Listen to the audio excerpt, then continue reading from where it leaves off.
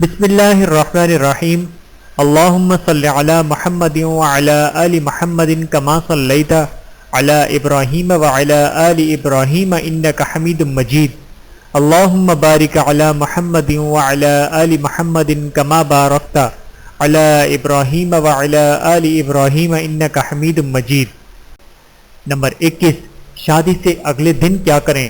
اس کے لیے مستحب ہے کہ وہ شادی سے اگلے دن اپنے ان عزیزوں کے پاس حاضر ہو جو اس کے گھر شادی میں آئے ہوئے ہیں، ان کو سلام کرے، ان کے لیے دعا کرے، اور ان کو بھی چاہیے کہ وہ اس کو سلام کرے اور اس کے لیے برکت کی دعا کریں۔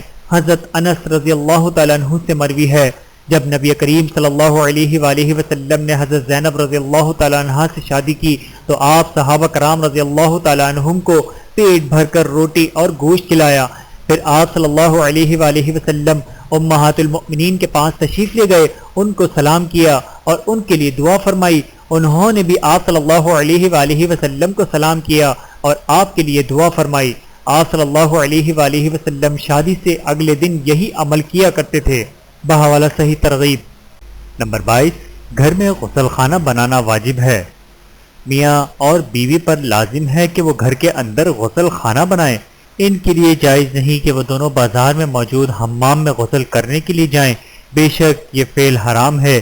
اس کے دلائل مندرجہ ذیل ہیں۔ اول، حضرت جابر رضی اللہ تعالیٰ عنہ سے روایت ہے کہ رسول اللہ صلی اللہ علیہ وآلہ وسلم نے فرمایا، جو انسان اللہ اور اس کے رسول پر ایمان رکھتا ہے وہ اپنی بیوی کو حمام میں داخل نہ کرے، اور جو کوئی اللہ اور اس کے رسول پر ایمان رکھتا ہے وہ حمام میں کپڑا باندھ کر داخل ہو، اور جو کوئی اللہ اور اس کے رسول پر ایمان رکھتا ہے وہ کسی ایسے دسترخوان پر نہ بیٹھے جس پر شراب رکھی گئی ہو۔ بحوالہ حاکم۔ توم، حضرت ام دردہ رضی اللہ تعالیٰ عنہ فرماتی ہیں، میں حمام سے نکلی تو رسول اللہ صلی اللہ علیہ وآلہ وسلم سے میری ملاقات ہو گئی۔ آپ صلی اللہ علیہ وآلہ وسلم نے پوچھا، ام دردہ کہاں سے آ رہی ہو؟ میں نے عرض کیا، حمام سے۔ آپ صلی اللہ علیہ وآلہ وسلم نے فرمایا، اس ذات کی قسم جس کے قبضے قدرت میں میری جان ہے، کوئی عورت ایسی نہیں جو اپنی ماؤں، والدین، خاوند کے گھر کے علاوہ کپڑے اتارے، مگر یہ کہ اس نے اپنے اور اپنے رب کے درمیان تمام پردوں کو پھاڑ ڈالا۔ بحوالہ مستند احمد۔ سوم، ابی ملیح فرماتے ہیں، اہل شام کی عورتیں حضرت عائشہ رضی اللہ تعالیٰ عنہ کے پاس آئیں۔ عائشہ رضی اللہ تعالیٰ عنہ سے پوچھا، تم کہاں سے ہو؟ ان عورتوں نے عرض کیا، ہم اہل شام میں سے ہیں۔ انہوں نے فرمایا، شاید تم اس ضلع یعنی علاقے سے ہو جہاں عورتیں حمام میں داخل ہوتی ہیں۔ ہم نے کہا ہاں۔ وہ کہنے لگیں، میں نے رسول اللہ صلی اللہ علیہ وآلہ وسلم کو یہ فرماتے ہوئے سنا، کوئی عورت ایسی نہیں جو اپنے گھر کے علاوہ کہیں کپڑے اتارتی ہو، مگر یہ کہ اس نے اپنے اور اللہ کے درمیان تمام پردوں کو چاک کر دیا ہو۔ بحوالہ سنن نسائی۔ نمبر 23، میاں بیوی اپنے راز دوسروں کو بیان نہ کریں۔ ان دونوں پر حرام ہے کہ وہ آپس کے تعلقات کی باتیں اور راز دوسروں کو بیان کریں۔ اس سلسلے میں 2 احادیث پیش خدمت ہیں۔ اول، آپ صلی اللہ علیہ وآلہ وسلم کا فرمان ہے، قیامت کے دن اللہ تعالیٰ کے ہاں سب سے برا شخص وہ ہے جو اپنی بیوی کے پاس آتا ہے اور وہ اس کے پاس آتی ہے، پھر ان خفیہ تعلقات کی خبریں نشر کرتا ہے۔ بحوالہ ابن شیمہ۔ دوم، اسماء بنت یزید رسول اللہ صلی اللہ علیہ وآلہ وسلم کے پاس بیٹھی تھیں جبکہ دیگر مرد اور عورتیں بھی حاضر مجلس تھے۔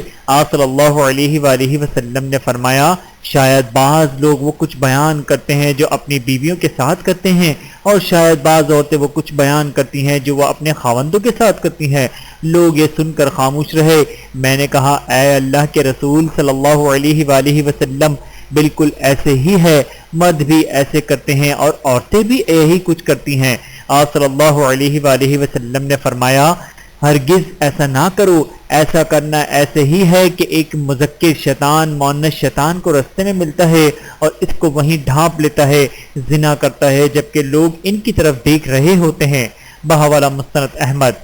نمبر 24، ولیمہ کرنا واجب ہے۔ بیوی کے ساتھ ہم بستری کرنے کے بعد دولہے پر ولیمہ واجب ہے، کیونکہ نبی کریم صلی اللہ علیہ وآلہ وسلم نے عبد الرحمن بن عوف رضی اللہ تعالیٰ عنہ کو ولیمہ کا حکم دیا تھا۔ اسی سلسلے میں دوسری حدیث بردہ بن عصیب کی ہے کہ جب حضرت علی رضی اللہ تعالیٰ عنہ نے فاطمہ رضی اللہ تعالیٰ عنہ کی طرف شادی کا پیغام بھیجا تو آپ صلی اللہ علیہ وآلہ وسلم نے فرمایا، شادی کرنے والے کے لیے یا شادی کے لیے ولیمہ ضروری ہے؟ بحوالہ مستند احمد، وہ کہتے ہیں کہ یہ سن کر سعد رضی اللہ تعالیٰ عنہ نے کہا میرے ذمہ ایک مینڈا ہے، یعنی میں دوں گا۔ بعض نے کہا میں اتنے یا اتنے دوں گا، پیش کروں گا۔ اور ایک اور روایت ہے کہ انصار کے کچھ لوگوں نے ان کو یعنی علی رضی اللہ تعالیٰ عنہ کے لیے چند کلو جو جمع کر دیے۔ نمبر 25، ولیمہ اور سنت طریقہ۔ اول، بیوی سے ہم بستری کے بعد 3 دن تک ولیمہ ہے، یہ نبی کریم صلی اللہ علیہ وآلہ وسلم سے ثابت ہے۔ حضرت انس رضی اللہ تعالیٰ عنہ سے روایت کرتے ہیں نبی کریم صلی اللہ علیہ وآلہ وسلم نے ایک عورت سے شادی کی تو مجھے بھیجا کہ میں لوگوں کو کھانے پر بلاؤں۔ بحوالہ صحیح بخاری۔ ان سے ہی روایت ہے کہ نبی کریم صلی اللہ علیہ وآلہ وسلم نے حضرت صفیہ رضی اللہ تعالیٰ عنہ سے شادی کی، آپ نے ان کی آزادی کو ہی ان کا حق مہر بنا دیا اور آپ نے 3 دن تک ولیمہ کیا۔ بحوالہ صحیح بخاری۔ دوم، اسے چاہیے کہ وہ ولیمے کی دعوت میں نیک لوگوں کو بلائے، چاہے وہ فقیر ہوں یا دولت مند ہوں، کیونکہ نبی کریم صلی اللہ علیہ وآلہ وسلم نے فرمایا تو نیک آدمی کے علاوہ کسی کو اپنا دوست نہ بنا اور تیرا کھانا فقط پرہیزگار ہی کھائیں۔ بحوالہ ابو داود۔ سوم، ولیمہ کم سے کم 1 بکری یا زیادہ سے زیادہ 7 کیا جائے۔ انس رضی اللہ تعالیٰ عنہ کی روایت میں ہے کہ جب عبد الرحمن بن عوف رضی اللہ تعالیٰ عنہ مدینہ تشریف لائے تو نبی کریم صلی اللہ علیہ وآلہ وسلم نے سعد بن ربیع کے ساتھ ان کا بھائی چارہ قائم کر دیا۔ سعد رضی اللہ تعالیٰ عنہ ان کو اپنے گھر لے گئے، دونوں نے مل کر کھانا کھایا تو سعد رضی اللہ تعالیٰ عنہ نے ان سے کہا دیکھو میرے بھائی، میں اہل مدینہ یا ایک روایت میں ہے کہ میں انصار میں سب سے زیادہ مالدار ہوں، آپ ایسا کریں میرا مال آدھا مال لے لیں۔ ایک روایت میں ہے کہ سعد نے کہا آؤ میرے باغ میں چلتے ہیں، تم آدھا باغ لے لو، اور اے میرے بھائی میری 2 بیویاں ہیں، دیکھو جو تم کو پسند آتی ہے اس کا نام لو اور اس کو طلاق دے دوں گا، جب اس کی عدت ختم ہو جائے گی تو تم نکاح کر لینا۔ عبد الرحمن بن عوف رضی اللہ تعالیٰ عنہ کہنے لگے اللہ کی قسم ہرگز نہیں، اللہ تیرے لیے تیرے اہل و عیال اور مال و دولت میں برکت عطا فرمائے، مجھے فقط بازار کا رستہ دکھا دو۔ انہوں نے ان کو بازار کا رستہ سمجھایا، انہوں نے وہاں سے کچھ خریدا اور وہیں بیچ دیا اور منافع حاصل کر لیا۔ پھر وہ مسلسل بازار جاتے رہے اور خرید و فروخت کرتے رہے۔ ایک دن وہ بازار سے پنیر اور گھی بچایا ہوا گھر لے آئے۔ کچھ دن اسی طرح گزر گئے۔ ایک دن ایسا بھی آیا کہ ان پر زعفران سے تیار شدہ شادی کے مخصوص خوشبو کے اثرات تھے۔ ایک روایت میں خلوق کا خوشبو کا ذکر ہے۔ نبی کریم صلی اللہ علیہ وآلہ وسلم نے ان کو دیکھ کر کہا یہ کیا؟ انہوں نے عرض کیا اے اللہ کے رسول صلی اللہ علیہ وآلہ وسلم، میں نے انصاری کی ایک عورت سے شادی کر دی ہے۔ آپ صلی اللہ علیہ وآلہ وسلم نے پوچھا تو نے اسے حق مہر کیا دیا ہے؟ تو انہوں نے عرض کیا 4 یا 5 درہم کے بقد سونا۔ نبی کریم صلی اللہ علیہ وآلہ وسلم نے فرمایا اللہ تجھے برکت عطا فرمائے، ولیمہ کرو چاہے 1 بکری سے، یہ جائز کرا دیا۔ حضرت عبد الرحمن بن عوف کہتے ہیں مجھے ایسے محسوس ہوتا ہے کہ اگر میں پتھر اٹھاؤں تو مکمل امید ہے کہ اس کے نیچے سونا یا چاندی ہوگی۔ حضرت انس رضی اللہ تعالیٰ عنہ کہتے ہیں کہ عبد الرحمن بن عوف کے وفات کے بعد ان کی ہر بیوی کے حصے میں 1 لاکھ درہم آئے۔ بحوالہ صحیح بخاری۔ حضرت انس رضی اللہ تعالیٰ عنہ سے ہی روایت ہے کہ نبی کریم صلی اللہ علیہ وآلہ وسلم نے جیسا ولیمہ حضرت زینب رضی اللہ تعالیٰ عنہ کے ساتھ شادی پر کیا، ایسا ولیمہ میں نے آپ کو کرتے ہوئے نہیں دیکھا۔ بے شک آپ صلی اللہ علیہ وآلہ وسلم نے بکری ذبح کی، لوگوں کو روٹی گوشت اس قدر کھلایا کہ وہ چھوڑ کر چلے گئے۔ بحوالہ صحیح بخاری۔ نمبر 26، گوشت کے بغیر بھی ولیمہ جائز ہے۔ انسان کے لیے جو میسر ہو اسی سے ہی ولیمہ کیا جا سکتا ہے، اگرچہ اس میں گوشت نہ ہو۔ حضرت انس رضی اللہ تعالیٰ عنہ کی حدیث میں ہے نبی کریم صلی اللہ علیہ وآلہ وسلم نے خیبر اور مدینے کے درمیان 3 راتیں قیام کیا۔ اس دوران آپ نے حضرت صفیہ رضی اللہ تعالیٰ عنہ سے شادی کی۔ آپ نے مسلمانوں کو ولیمے کی دعوت دی، حالانکہ اس میں گوشت تھا اور نہ ہی روٹی۔ آپ صلی اللہ علیہ وآلہ وسلم نے چمڑے کا دسترخوان بچھانے کا حکم دیا۔ دسترخوان بچھا دیا گیا۔ ایک روایت میں ہے کہ زمین کو صاف کیا گیا، اچھی طرح صاف کرنا، پھر چمڑے کا دسترخوان لایا گیا اور اس صاف کی ہوئی زمین پر اسے بچھا دیا گیا، پھر اس پر کھجورے، خشک دودھ اور گھی چن دیا گیا جو لوگوں نے سیر ہو کر کھایا۔ بحوالہ صحیح بخاری۔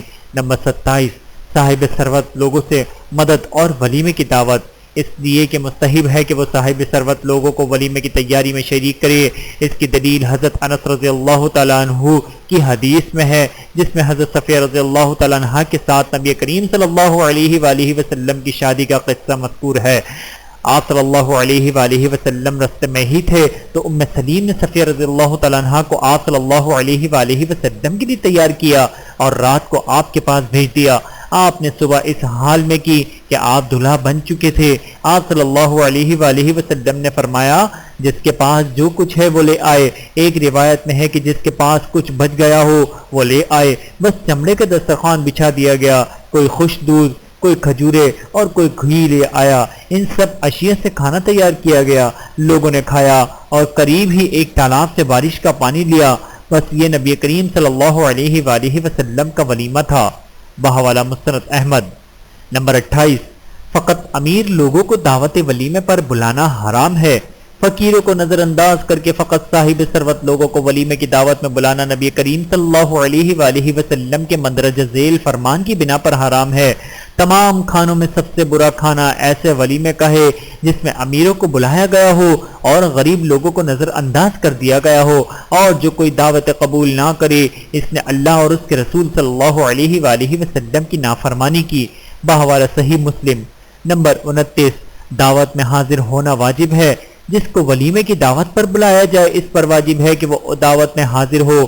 مندرجہ ذیل دو احادیث ملاحظہ فرمائیں۔ اول، قیدی کو آزاد کراؤ، دعوت کو قبول کرو اور مریض کی عیادت کرو۔ بحوالہ صحیح بخاری۔ دوم، جب تم میں سے کسی کو ولیمے کی دعوت میں بلایا جائے تو وہ شادی وغیرہ پر حاضر ہو۔ جو ایسی دعوت کو قبول نہ کرے اس نے اللہ اور اس کے رسول کی نافرمانی کی۔ بحوالہ صحیح بخاری۔ نمبر 30، ولیمے میں حاضر ہو اگرچہ وہ روزے دار ہو۔ روزے دار کے لیے بھی نبی کریم صلی اللہ علیہ وآلہ وسلم کے مندرجہ ذیل فرمان کی بنا پر دعوت ولیمہ میں حاضر ہونا واجب ہے۔ اگر تم میں سے کسی کو دعوت پر بلایا جائے تو وہ ضرور حاضر ہو۔ اگر وہ روزے کے بغیر ہو تو کھا لے اور اگر روزے دار ہو تو دعا کر دے۔ بحوالہ صحیح مسلم۔ نمبر 31، دعوت دینے والے کے کہنے پر روزہ افطار کرنا۔ اگر اس نے نفلی روزہ رکھا ہوا ہو تو افطار کر دے، خصوصاً جب ولیمہ کرنے والا اصرار کر رہا ہو۔ اس سلسلے میں مندرجہ ذیل احادیث ملاحظہ فرمائیں۔ اول، جب تم میں سے کسی ایک کو کھانے کی دعوت دی جائے تو وہ ضرور حاضر ہو، اگر وہ چاہے تو کھا لے اور اگر چاہے تو ترک کر دے۔ بحوالہ صحیح مسلم۔ دوم، نفلی روزہ رکھنے والا اپنی مرضی کا مالک ہے، اگر چاہے تو روزہ باقی رکھے اور چاہے تو افطار کر دے۔ بحوالہ بہقی۔ سوم، حضرت عائشہ رضی اللہ تعالیٰ عنہ فرماتی ہیں ایک دن رسول اللہ صلی اللہ علیہ وآلہ وسلم میرے پاس تشریف لائے اور پوچھا کیا تمہارے پاس کھانے کی کوئی چیز ہے؟ میں نے عرض کیا نہیں۔ آپ صلی اللہ علیہ وآلہ وسلم نے فرمایا میں پھر روزے سے ہوں۔ پھر ایک دن ایسا آیا کہ مجھے کسی نے حیض، کھجور، ستو، گھی کا حلوہ ہدیہ دیا۔ میں نے آپ صلی اللہ علیہ وآلہ وسلم کے لیے رکھ دیا کیونکہ آپ حیض بہت پسند کرتے تھے۔ عائشہ رضی اللہ تعالیٰ عنہا نے عرض کیا اے اللہ کے رسول صلی اللہ علیہ وآلہ وسلم، مجھے حیض ہدیہ میں دیا گیا ہے، میں نے آپ صلی اللہ علیہ وآلہ وسلم کے لیے بچا کر رکھا ہوا ہے۔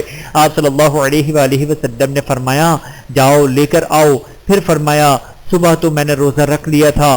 آپ صلی اللہ علیہ وآلہ وسلم نے اس سے کھانا کھایا، پھر کہنے لگے بے شک نفلی روزے کی مثال تو اس آدمی کی طرح ہے جو اپنے مال سے صدقہ کرتا ہے، اگر وہ چاہے تو صدقہ کر دے اور اگر چاہے تو روک لے۔ بحوالہ سنن نسائی۔ نمبر 32، نفلی روزے کی قضا واجب نہیں ہے۔ اگر کوئی آدمی نفلی روزہ افطار کر دیتا ہے تو اس پر قضا واجب نہیں ہے۔ اس مسئلے میں دو احادیث ملاحظہ فرمائیں۔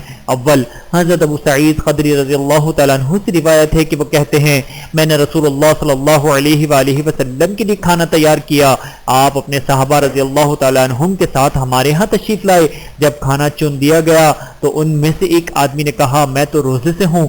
نبی کریم صلی اللہ علیہ وآلہ وسلم نے فرمایا تمہارے بھائی نے تم کو بڑی پرتکلف دعوت پر بلایا ہے۔ پھر اس کو فرمایا روزہ افطار کر دے، اگر تو چاہے تو اس دن کی جگہ روزہ رکھ لینا۔ بحوالہ بہقی شریف۔ دوم، حضرت ابی جبیحہ فرماتے ہیں کہ بے شک رسول اللہ صلی اللہ علیہ وآلہ وسلم نے سلمان رضی اللہ تعالیٰ عنہ اور ابی دردہ رضی اللہ تعالیٰ عنہ کے درمیان بھائی چارہ قائم کیا۔ ایک دن سلمان ابی دردہ کے پاس آئے تو انہوں نے کہا کہ ان کی بیوی زیب و تن ترک کیے ہوئے ہے، انہوں نے پوچھا اے ام دردہ تجھے کیا ہوا ہے؟ وہ کہنے لگے تیرا بھائی ابو دردہ رات کو نماز میں لگا رہتا ہے اور دن کو روزہ رکھتا ہے اور دنیا کی کسی چیز سے اسے دلچسپی نہیں ہے۔ اتنے میں ابو دردہ تشریف لائے، انہوں نے سلمان رضی اللہ تعالیٰ عنہ کو مرحبا کہا اور ساتھ ہی کھانا پیش کر دیا۔ سلمان رضی اللہ تعالیٰ عنہ نے کہا آپ بھی کھائیں، انہوں نے کہا میں تو روزے سے ہوں۔ سلمان رضی اللہ تعالیٰ عنہ کہنے لگے میں تجھے قسم دیتا ہوں کہ تم روزہ افطار کر دو، میں اس وقت تک کھانا نہیں کھاؤں گا جب تک تم نہیں کھاؤ گے۔ ابو دردہ نے ان کے ساتھ کھانا کھایا۔ سلمان رضی اللہ تعالیٰ عنہ ان کے پاس ہی رات ٹھہرے۔ جب رات کو سونے کے وقت ارادہ ہوا تو ابو دردہ نے قیام کرنے کا ارادہ کیا تو سلمان رضی اللہ تعالیٰ عنہ نے ان کو منع کر دیا اور کہنے لگے اے ابو دردہ تیرے اوپر تیرے جسم کا بھی حق ہے، تیرے اوپر تیرے رب کا بھی حق ہے، تیرے اوپر تیرے مہمان کا بھی حق ہے، تیرے اوپر تیری بیوی کا بھی حق ہے۔ تو روزہ رکھ اور افطار بھی کر، تو نماز بھی پڑھا اور اپنے گھر والوں کے پاس بھی وقت گزار، ہر صاحب حق کو اس کا حق پورا ادا کر۔ جب صبح قریب تھی تو سلمان نے کہا اگر تو چاہتا ہے تو اب اٹھ جا۔ وہ کہتے ہیں وہ دونوں اٹھے، وضو کیا، نماز تہجد پڑھی، پھر صبح نماز کے لیے چلے گئے۔ ابو دردہ نبی کریم صلی اللہ علیہ وآلہ وسلم کے قریب ہوئے تاکہ انہیں اس کی خبر دے سکیں جو ان کے ساتھ رات کو سلمان رضی اللہ تعالیٰ عنہ نے کیا۔ رسول اللہ صلی اللہ علیہ وآلہ وسلم نے فرمایا اے ابو دردہ بے شک تیرے اوپر تیرے جسم کا حق ہے۔ پھر وہی کچھ کہا جو ان کو سلمان رضی اللہ تعالیٰ عنہ نے کہا تھا۔ ایک روایت میں ہے کہ آپ صلی اللہ علیہ وآلہ وسلم نے فرمایا سلمان نے بالکل سچ کہا ہے، بحوالہ صحیح بخاری۔ ویڈیو دیکھنے کا بہت شکریہ۔ مزید ویڈیوز دیکھنے کے لیے ہمارے چینل کو سبسکرائب کریں۔ اگر ویڈیو پسند آئے تو لائک کریں۔ اچھی بات کو دوسروں تک پہنچانا صدقہ جاریہ ہے۔ جزاکم اللہ خیرا کثیرا۔ اپنا اور اپنے پیاروں کا بہت زیادہ خیال رکھیے گا اور مجھے دعاؤں میں یاد رکھیے گا۔ Take care. اللہ حافظ۔